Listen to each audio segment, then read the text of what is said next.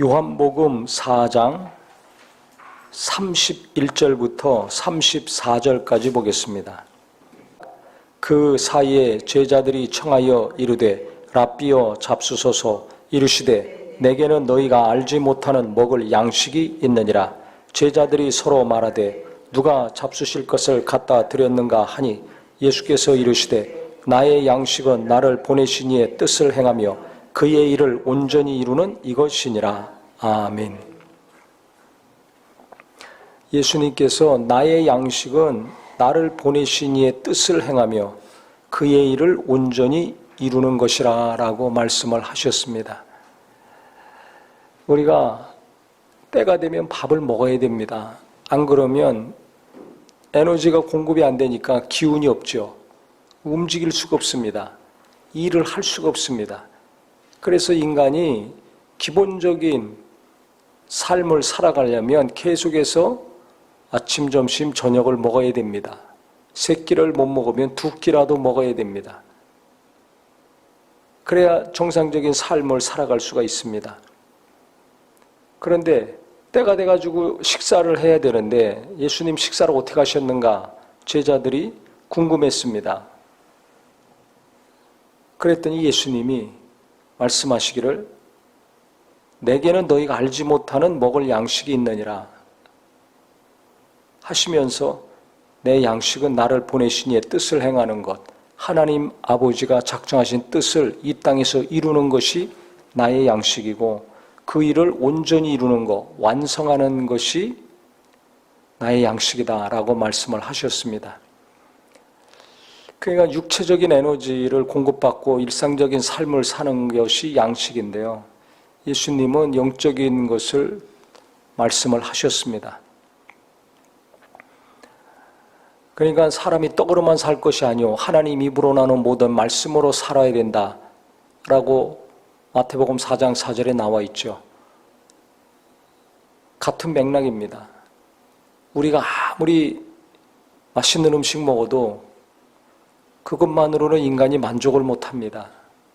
자기가 생각할 때 의미 있는 일, 가치 있는 일을 할 때 만족을 합니다.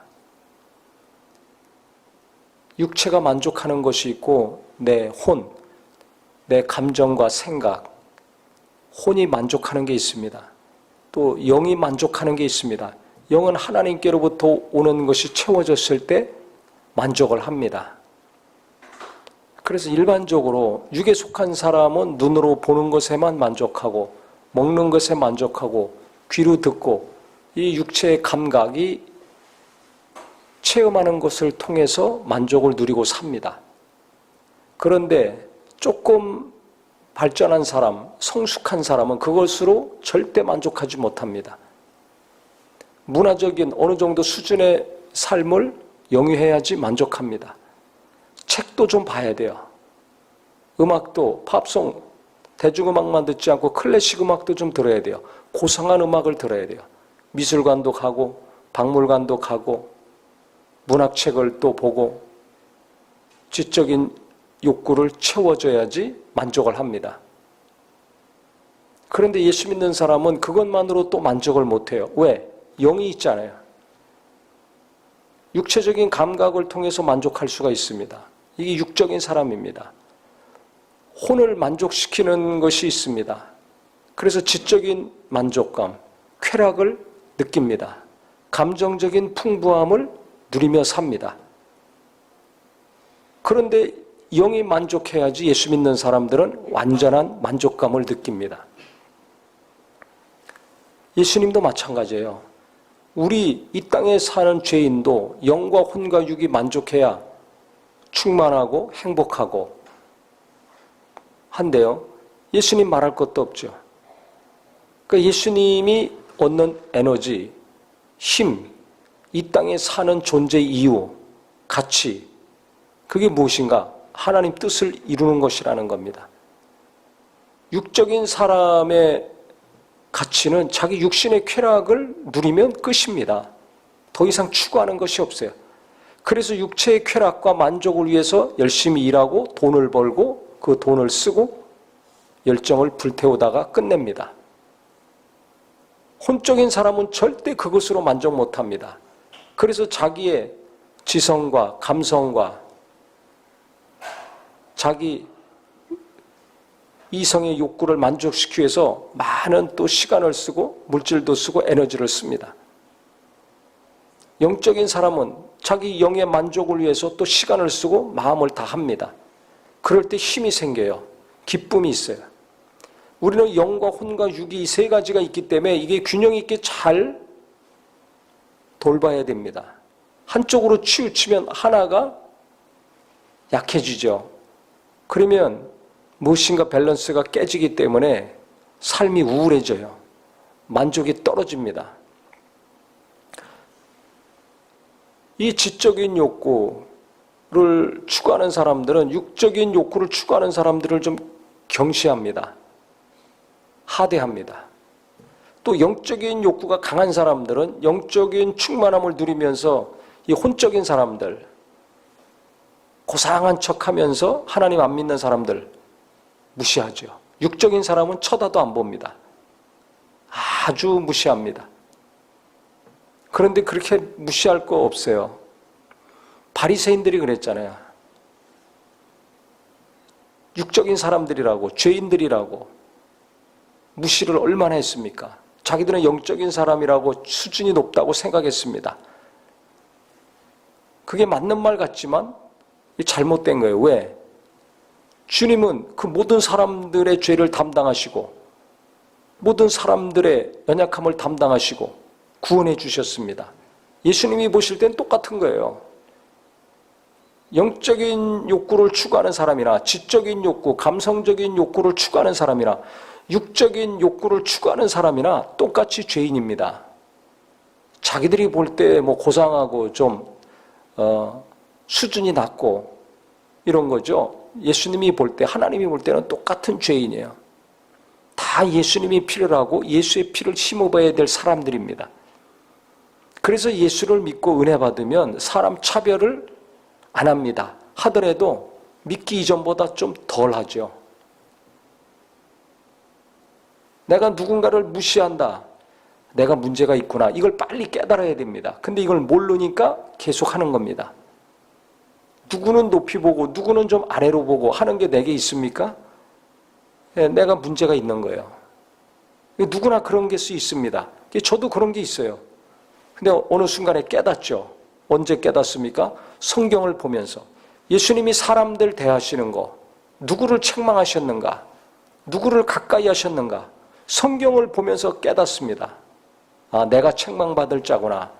바리새인들 책망하셨는데 그 행동을 내가 하고 있구나. 깨닫고 돌이키게 됩니다. 또 주님이 가까이 하신 자들 보면 대부분 성경에 보면 무시당하는 사람들이었어요. 그 당시 수준 있다고 생각하는 사람들, 뭘 안다고 생각하는 사람들, 힘 있는 사람들, 그 사람들한테 무시당하는 자들, 업신여김을 받는 그 사람들에게 가까이 가셨어요. 오죽하면 성경이 시장 언어로 쓰였습니까? 수준 있다고 생각하는 사람들은 시장 언어 안 씁니다. 고상한 언어 쓰지. 근데 헬라어가, 이 신약이 시장 사람들이 쓰는 그 당시 헬라어로 성경을 기록을 했어요. 그럼 이거 수준 낮은 겁니까? 성경이? 무시합니까? 아니잖아요. 하나님이 왜 그 언어로 성경을 기록을 하셨는가? 왜 예수님이 무시당하는 자들, 수준 낮은 자들, 왜 그런 사람들에게 더 가까이 하셨는가? 우리가 이것을 잘 생각을 해야 된다고 생각합니다. 우리가 성경을 가까이 하면서 예수를 믿으면서 예수님을 닮아가야지. 이게 예수님은 안 닮고요. 성경은 그냥 눈에 보고 귀로 들은 지식적인 곳으로만 채우고 마음과 생각에 변화가 없으면 이게 예수님이 책망하신 당시 바리새인들, 유대 지도자들과 똑같이 우리가 살게 됩니다.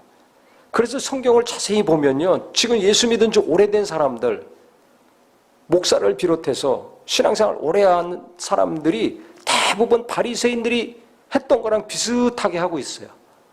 저도 깜짝 놀랐습니다. 야, 어떻게 이렇게 똑같으냐.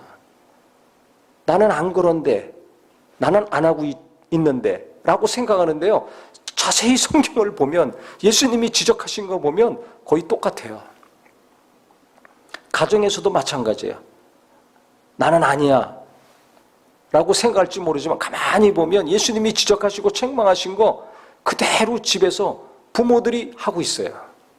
교회에서는 목사와 오래된 신앙생활 열심히 한 분들이 그렇게 하고 있더라고요. 그래서 이게 예수 믿으면은 시간이 오래 될수록 열심히 할수록 대단히 노력해야지 정신 안 차리고 가만히 있다가는 주님이 책망하시고 지적하는 사람이 되는구나. 이걸 알았습니다. 그래서 우리가 성경을 볼 때마다 나에게 하시는 말씀으로 받는 것이 너무 중요하다는 것을 제가 요즘 새삼 깨닫습니다. 특히 만나방송 날마다 하잖아요. 누가복음 하면서 아주 너무 깨닫습니다. 저뿐만이 아니라 성경 말씀을 읽는 우리 성도님들 다 내게 하시는 말씀으로 들었으면 좋겠어요. 그래야 우리가 자꾸 새로워지고 변화되고 온전케 되거든요. 예수님도 내 양식은 아버지 뜻을 이루는 것이다. 그것을 완성하는 것이다.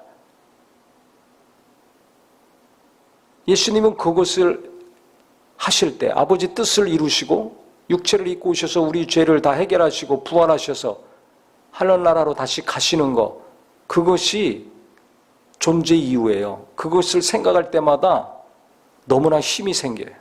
아버지의 뜻을 이루어갈 때마다 만족이 생기는 거예요. 힘이 나는 거예요. 우리는 뭐 할 때 힘이 납니까? 뭐 할 때 만족이 있습니까? 잘 생각해 보세요.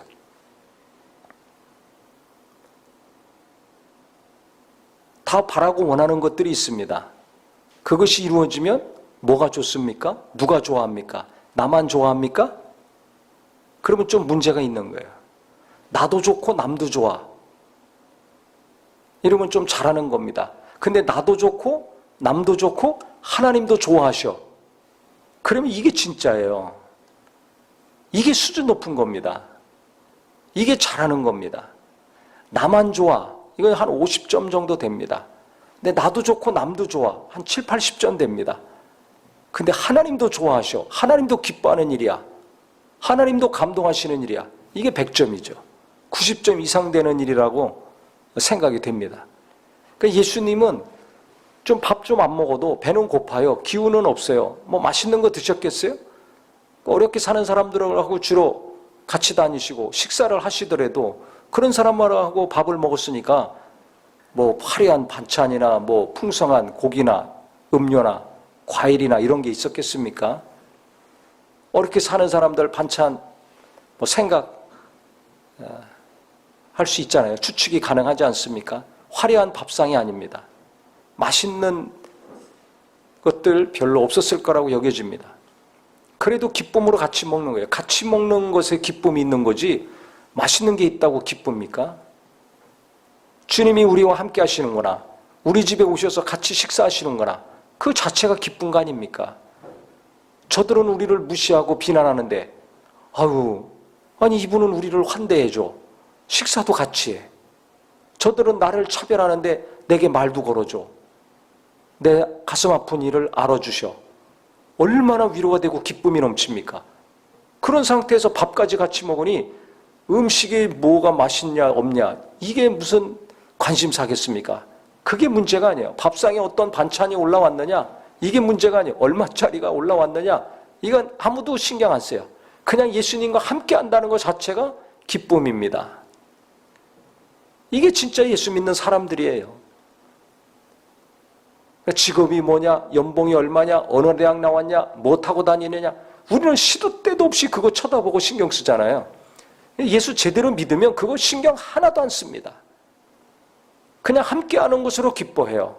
내 아픔을 알아주고 내가 어려울 때 위로해주고 기도해주고 또 함께하면서 누군가 위로하고 격려하고 그런 사람과 같이 밥 먹을 때 무엇을 먹든지 그런 사람들과 함께할 때 기쁜 거 아닙니까?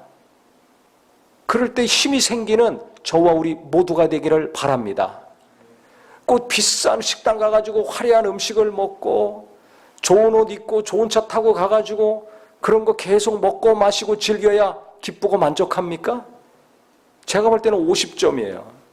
내가 열심히 일해서 내가 벌어가지고 나만 만족하는 거 아닙니까?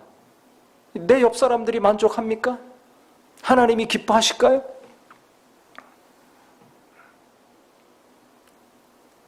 나는 무엇을 할 때 힘이 생기는가? 무엇을 할 때 의욕이 넘치는가? 무엇을 할 때 만족도가 높아지는가? 행복한가?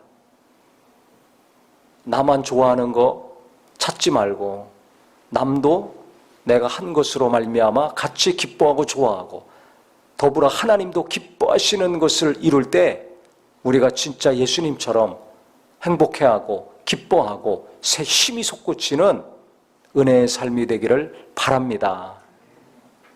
저는 이 말씀 오래전부터 생각할 때마다요, 한편으로는 마음이 찔립니다. 예수님은 아버지 뜻, 보내신 하나님의 뜻을 이루고 그 일을 온전히 이루는 것이 나의 양식이다. 그때 나는 배부르다. 그때 나는 힘이 넘친다. 그랬는데요. 저는 이것도 좀 원하지만은 제가 원하고 바라는 거, 그것이 이루어져야 또 기쁘고 만족도가 높아지는 것도 있거든요. 그러니까 이 말씀 볼 때마다 찔리죠. 이 찔리는 게 정상이라고 저는 생각해요. 그래야 조금이라도 하나님 뜻대로 일하고 살려고 할 거 아닙니까? 하나님이 이 땅에서 나를 통해서, 우리를 통해서 이루고자 하시는 거, 이루려고 관심을 가질 거 아닙니까? 그래서 우리 모든 성도님들 이 말씀이 좀 부담이 되고 찔림이 되기도 하겠지만 말씀으로 찔림받는 것은 좋은 것입니다. 그래야 우리가 한눈 팔다가 정신 차리게 되고 잘못된 길을 가다가 제대로 된 길을 가게 되는 겁니다. 그래서 오늘 이 주님의 말씀, 나는 언제 행복하고 배부르고 만족하는가? 아버지 뜻을 이룰 때다. 그것을 완전히 이루고 그 뜻을 이루려고 하루하루 살아갈 때다. 라고 하신 고백이 나의 고백이요, 우리의 고백이 되기를 주님의 이름으로 축원합니다. 기도하겠습니다.